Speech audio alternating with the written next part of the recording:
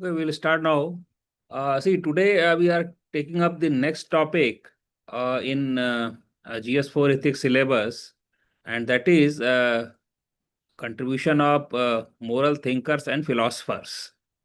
Now, this is a little more important topic because sometimes direct questions are also asked from this topic. For example, even in last exam, one question was there. Then before that, one question on Buddha was there. So what I want to say is this is important not only for direct questions but also for indirect questions, for case studies where you have to refer these philosophers and thinkers, and for other theoretical questions also, where you have to refer various thinkers and philosophers. So what we will be doing is we'll be taking about 8 to 10 moral thinkers and philosophers from Indian side, and similarly 8 to 10 from Western side. We will try to also understand what is their relevance as far as the administrative scenario is concerned, because then we have to link up their theories with the uh, uh, public administration or civil administration, and particularly which is more relevant for GS4 ethics paper. Uh, now, before I start, I just want to tell one more thing. After one or two class, I'm going to take up the case studies, because as you know, case studies are quite scoring part in GS4 ethics paper. So maybe I think after one class or two class, I will be completing this all the topics of ethics paper, and then we will take up the case study. So you can also suggest which case studies I should take or I should take up. So accordingly, I will also tune my case study classes like that. Uh, See, what I want to say here is the moral thinkers and philosophers which we are going to take up, uh, they provide various ethical frameworks. So those ethical frameworks, what they do, they help civil servants to justify whatever decisions they are taking. So their choices, because sometimes both the choices may be right, legally right, but which is more morally correct or which is more correct is to be justified by various ethical frameworks. So now let us start with Indian moral thinkers. See, first of all, we will take up uh, Mahatma Gandhi. But before that, I just want to say Indian thinking or Indian philosophy or Indian moral thinking centers around this: ethics as duty, compassion, social harmony, and responsibility. So this is the core of Indian philosophical thinking as far as ethics is concerned. Now let us start with the moral thinkers one by one. So Mahatma Gandhi, as you know, is most important. Uh, his philosophy or his life based on Satya, Ahimsa are very, very critical, because Gandhi is lived morality basically. He is not giving abstract theories. He lived whatever he preached basically. So at its core, as I told, Satya is there, truth, non-violence is there. So, and the influence on Gandhi was particularly from Jain ethics, from Bhagavad Gita. So Gandhi interpreted the ethical Satya Ahimsa as active moral courage, inner moral integrity, strength to oppose injustice without hatred or dehumanization. So his most important ethical contribution is ends do not justify means, because means are as important as ends. So if the means are immoral, the end cannot be moral. So this is one of the most important preachings of Mahatma Gandhi. Another concept which his theory or his ethics brings, I mean, which is very, very critical and important for bureaucrats, is trusteeship, concept of trusteeship. This was influenced by John Ruskin, because the power given to civil servants or the position given to civil servants in a democratic society is that of trusteeship. So wealth and power are held in trust for society, not for personal enrichment. Now, what is administrative relevance of all these teachings of Satya, Ahimsa, trusteeship, end and means, all this for administration or civil administration? This is directly related to integrity, probity, ethical leadership, anti-corruption, CSR, inclusive and participatory governance. So all these key elements of civil administration are directly linked with Gandhi or Gandhi's teachings. Now we'll go to next. Gautam Buddha, very, very important. Buddhist philosophy is very, very important and critical for ethical teachings. So his teaching, basically human life involves suffering, much of which arises from desire, attachment, and ignorance. And he also went for middle path. He rejected the extremes, that is indulgence without restraint and self-mortification in the name of morality. So he proposed middle path. And for attaining nirvana, he came up with eightfold path, which integrates ethical conduct, mental discipline.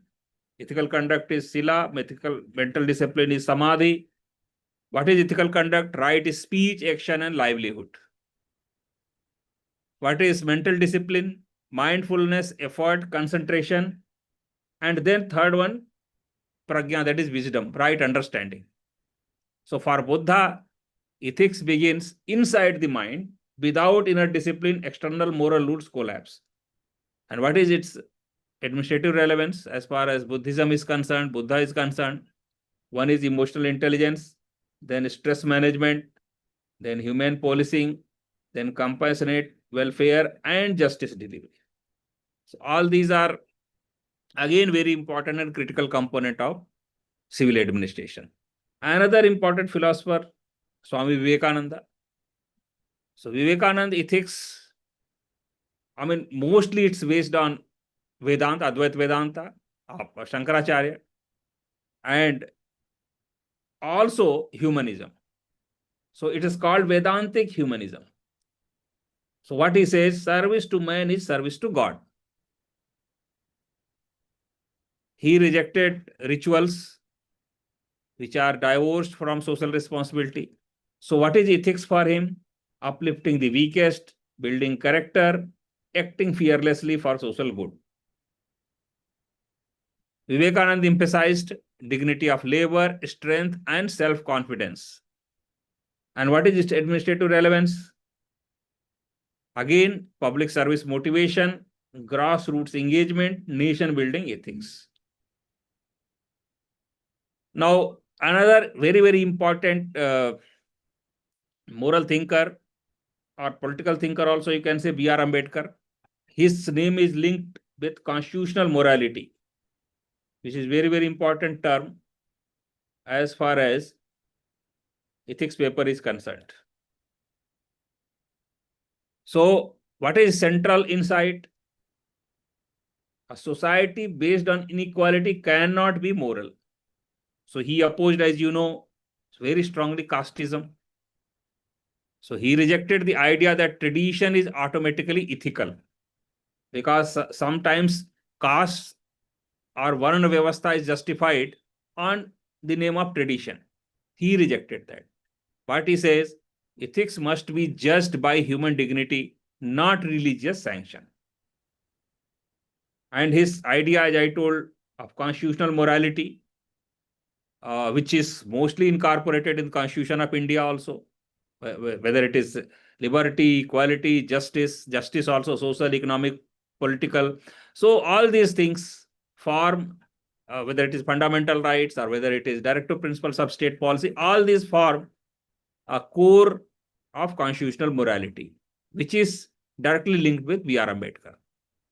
So his idea of constitutional morality was influenced by thinkers, liberal thinkers like J.S. Mill, and it demands loyalty to democratic values because he emphasized democratic values, respect for rights of all, rule of law over social prejudice. So all these are ingredients of constitutional morality. And what is its administrative relevance? Social justice, affirmative action, which includes reservations for the weaker sections, then inclusion, then constitutional governance. So all these are directly linked with B.R. Ambedkar. Another very important key Indian thinker is Chanakya or Kautilya. Now, Chanakya's ethics is little different because it represents ethical realism. In Arthashastra, which is his book, morality for him is tested by public welfare. That is Yogkshema. What he believed, rulers' primary duty is people's welfare. Idealism without effectiveness harms society. So sometimes his theories are having practical tinge also. Power must be used responsibly. So in the happiness of the subjects lies the happiness of the king. So this was his statement. And what is its administrative relevance?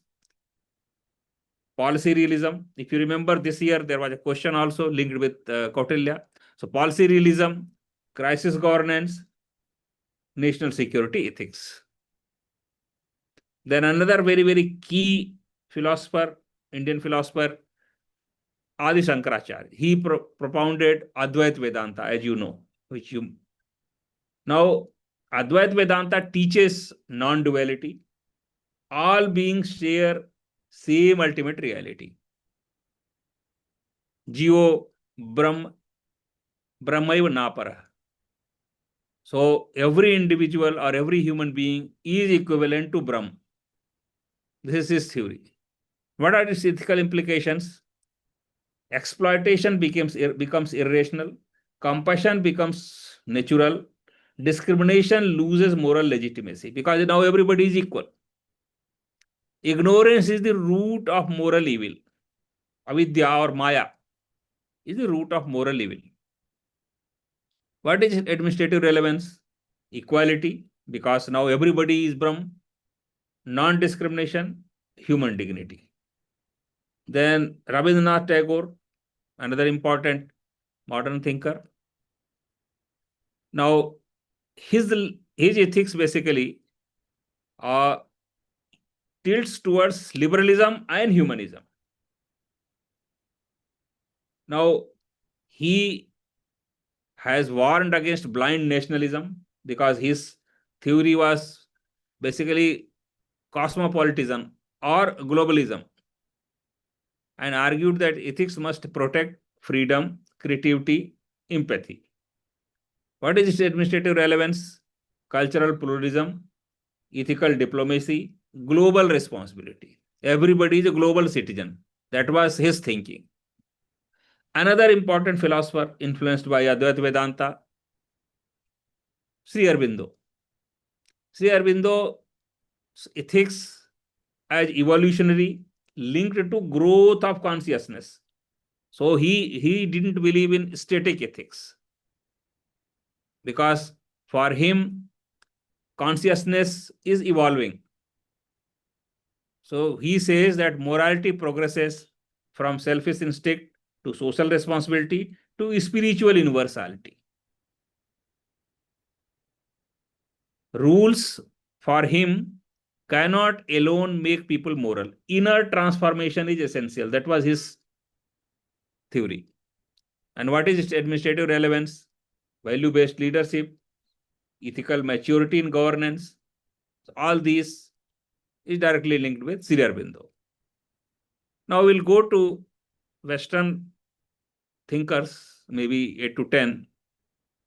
Now, see, Western philosophy or Western thinking mostly see ethics as reason, virtue, duty, consequence, justice, and care.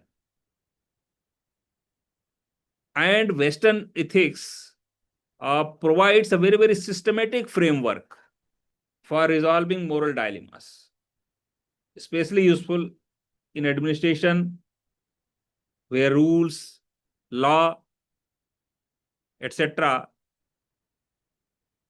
are very conflicting. Now we'll start with Socrates in Western philosophy. He's a very, very important philosopher.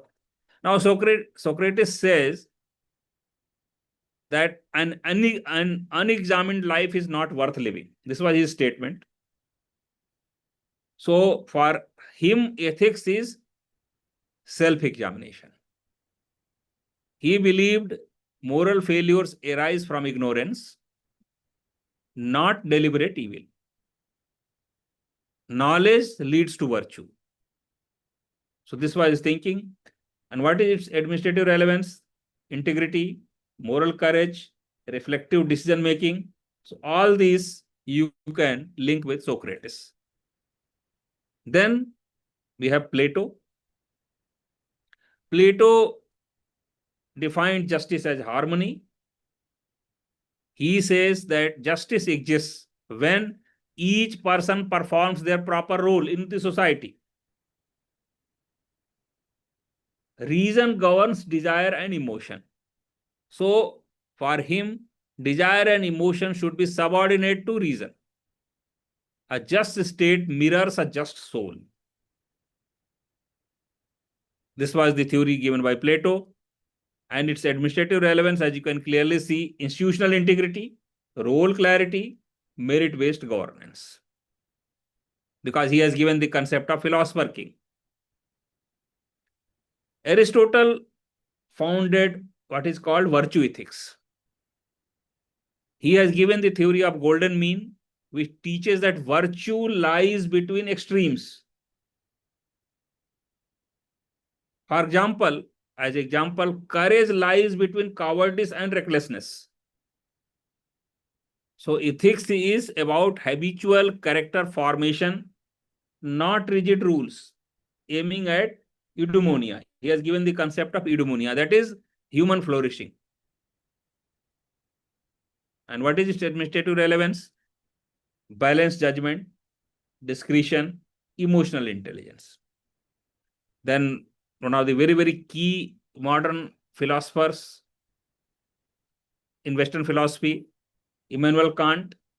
Now, Immanuel Kant has given the ethical theory of deontology.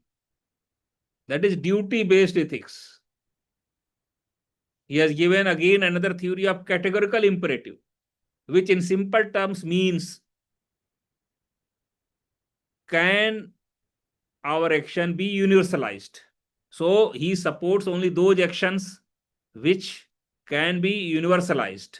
So this is categorical imperative in a very, very simple terms. So humans must always be treated as end and never merely as a means. So this is again another concept which he has given. So you can see three concepts one by one: deontology, categorical imperative, and ends and means. Ends and means means every human being should be treated as an end, not as a means. So this is very, very important as far as ethics paper is concerned. You have to link it with various in various questions, in various case studies, particularly wherever rule of law, impartiality, procedural justice, human dignity, or duty-based ethics is concerned. Then we come to Jeremy Bentham, one of the founders of utilitarianism. Bentham utilitarianism is based on pleasure and pain. He has given the concept of hedonic calculus, where cost benefit analysis can be done, where pleasure and pain can be broadly calculated, but his theory or his calculus has some limitations. What is that? It neglects justice, rights, and minority protection, because his theory is greatest good of greatest number. Definitely minorities are neglected in that system. So justice for everybody is definitely neglected. But its administrative relevance still is there, particularly for policy evaluation and welfare planning with safeguards. Safeguards because minorities can be separately with safeguards, they can be their interests can be protected. Well, welfare planning largely you can evaluate with theory of utilitarianism. Now, further refinement of utilitarianism was brought by J.S. Mill. He stressed on quality of happiness, not mere quantity. So it's not greatest good of greatest number. I mean, here quality also is very, very important. And what he says, he strongly defended individual liberty, arguing that freedom is essential for moral development. And its administrative relevance, rights sensitive welfare policies, freedom oriented governance. Whenever there is a talk of liberalism, J.S. Mill name is definitely taken. Another very important philosopher, David Hume, he argued that reason alone cannot motivate morality. Now, for him, ethics is driven by sentiments, empathy, and sympathy, because he was one of the key empiricist philosophers. So he has focused more on empirical nature and therefore on sentiments, empathy, sympathy, etc. And its administrative relevance is very clear, that emotional intelligence, compassionate administration. Then we have another key philosopher, John Rawls, who has given theory of justice, which revolves justice as fairness. And another concept which he has given, veil of ignorance, that a decision should be taken behind veil of ignorance. Why? Because then only the decisions will be fairness. I mean, it will contain fairness. Weakest will be protected. Equal opportunity will be given. And its administrative relevance, social justice, inclusive policy design. So whenever there is a talk of justice, social justice, or inclusion, John Rawls' theories are very, very important. Now, important existential philosopher Nietzsche, he criticized herd morality and blind conformity. He emphasized in every individual moral courage, excellence, self-overcoming.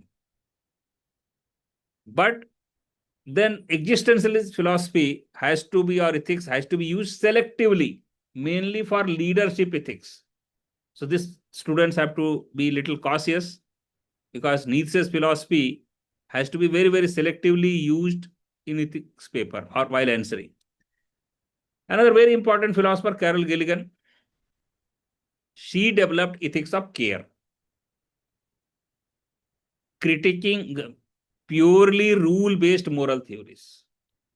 She highlighted relationships, empathy, responsibility, and particularly she focused on gender issues, gender justice, or gender-sensitive governance. So accordingly, it's relevant, more relevant for gender-sensitive governance and care-oriented welfare. Now, see, UPSC definitely expects that while answering theoretical questions as well as case studies, you give proper reference of ethical thinkers and philosophers. You give proper ethical reasoning.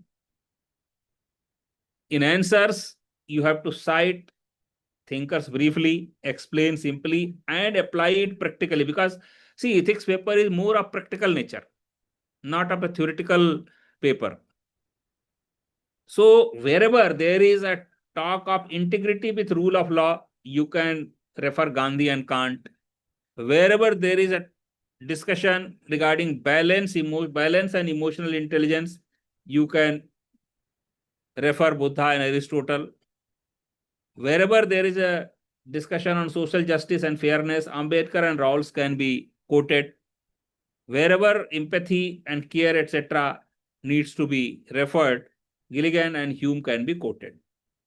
While quoting various philosophers, please also be careful that you have to refer not only Western philosophers but Indian philosophers also, because usually students, they make a mistake.